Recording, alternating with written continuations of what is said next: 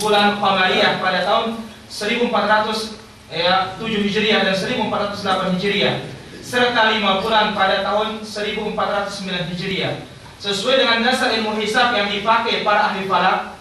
Namun saya tidak tanda tangan pada apa yang dihasilkan pada pertemuan tersebut, karena saya khawatir orang yang melihatnya akan menyangka bahwa saya setuju untuk menetapkan puasa hari raya Idul Fitri serta hukum-hukum syar'i lainnya dengan ilmu hisab.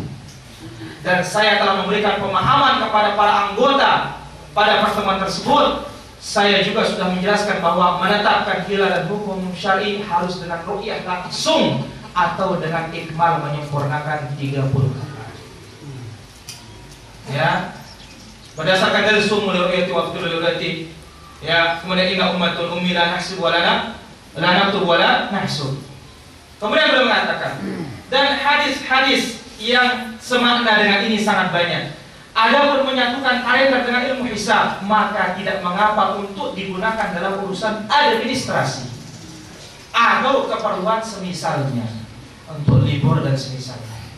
Saya sampaikan ini untuk memberikan penjelasan nasihat serta agar terbebas dari tanggung jawab. Semoga Allah mencurahkan taufiknya kepada kita semua untuk melaksanakan apa yang dicintai dan diridhoinya. Sesungguhnya Allah Maha Pemurah lagi Maha Mulia, dan semoga salat serta salam senantiasa dianugerahkan kepada Rasulullah SAW, pengikutnya dan para sahabat beliau. Jadi ini para jamaah, ya, Syekh bin Baz sendiri ya tidak setuju dengan penyatuan kalender untuk menetapkan puasa lebaran dan semisalnya dengan hisab. Itu hanya untuk apa? Administrasi. Perkantoran libur masuk ya, dan semisalnya.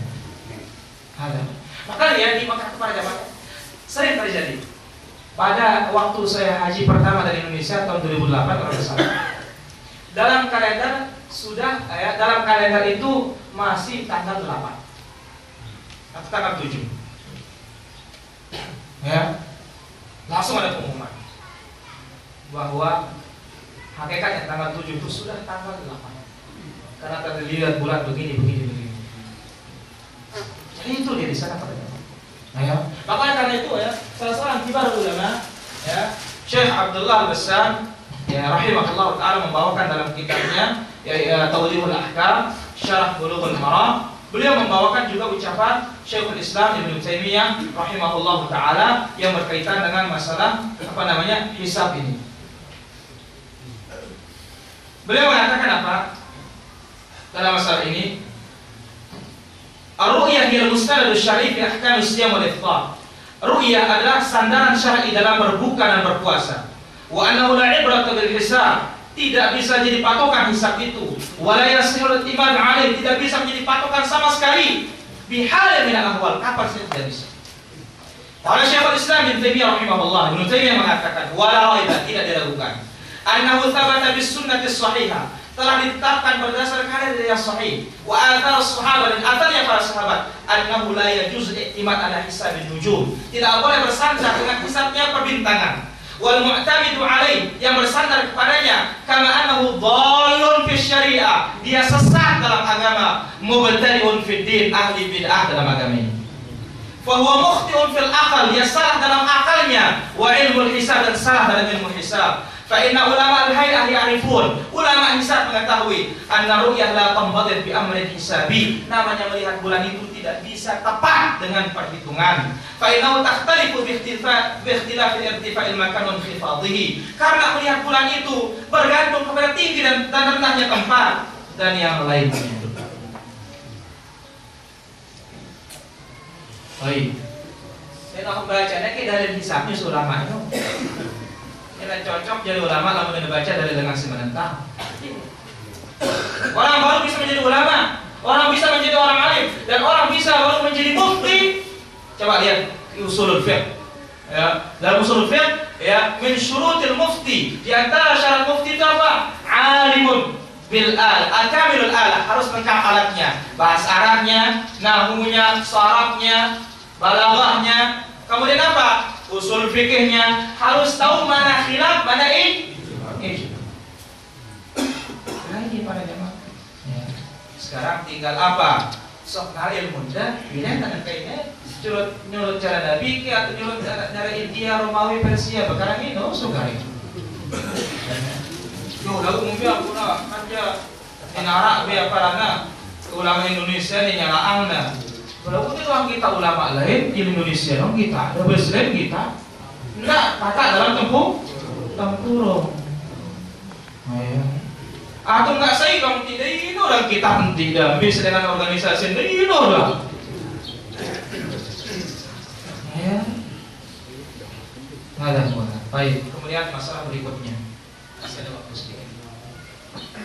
Masalah lebaran.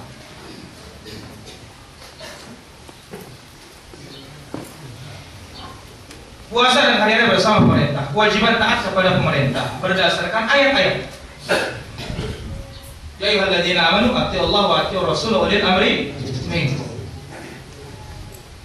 Kemudian juga dalam hadis mendengar dan mentaati kewajiban setiap muslim terhadap penguasa dalam hal yang dicintai maupun dalam dibenci, selama dia tidak memerintahkan maksiat. Kalau diperintahkan maksiat maka jangan didengar dan jangan ditaati.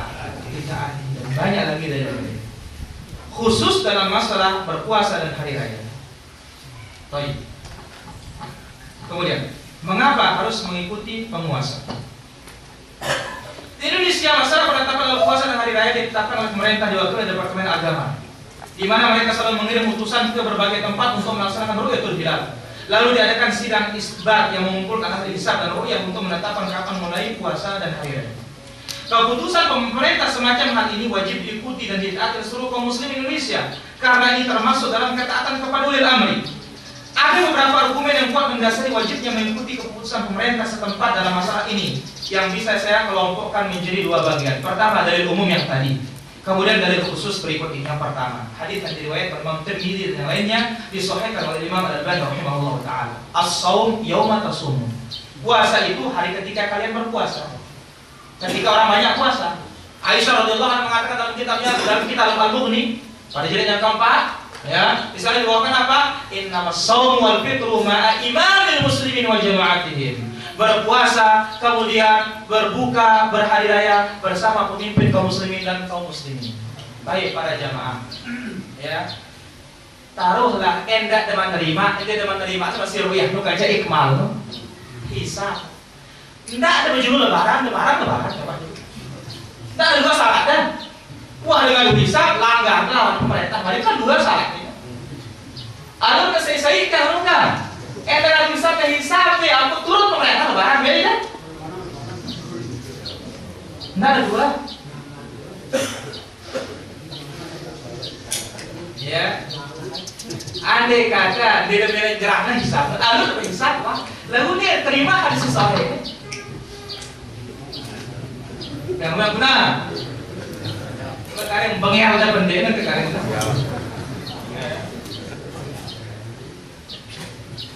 Itulah ya, saya berikan kesimpulan begitu pada jamaah.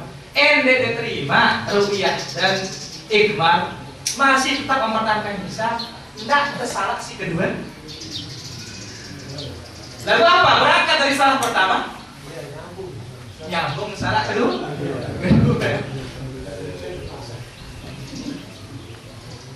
Bahkan para ulama mengatakan seandainya kata dalam kitab-kitab fikih dijelaskan, seandainya kata ada yang melihat, bukan hisab, melihat, tetapi ditolak persaksian oleh penguasa. Bagaimana hukumnya? Teluh dalam ulama. Pertama mengatakan dia boleh berbuka, tetapi ini nyebut-nyebut, sembunyi-sembunyi. Dia hari raya bersama penguasa besok. Satu pendapat. Pendapat yang kedua, tidak boleh dia berbuka. Ya, tidak boleh dia berbuka. Harus bersama orang banyak. Karena apa? As-shaum yauma tasumun. Puasa itu yang mengikuti orang banyak dan puasa. Dan berbuka itu yang mengikuti orang banyak dan puasa. Kemudian pendapat yang ketiga, ya, yaitu harus semuanya bersama penguasa. Kalau yang tadi, ya, dia harus tetap berpuasa. Kalau berikut ini semuanya harus bersama penguasa. Dijelaskan oleh para ulama. Kemudian disebutkan di sini. Imam As-San'ani berkata, hadis ini merupakan dalil bahwa patokan hari adalah bersama manusia, dan bahwa orang yang melihat hilal sendirian maka dia harus mengikuti kepada orang lain.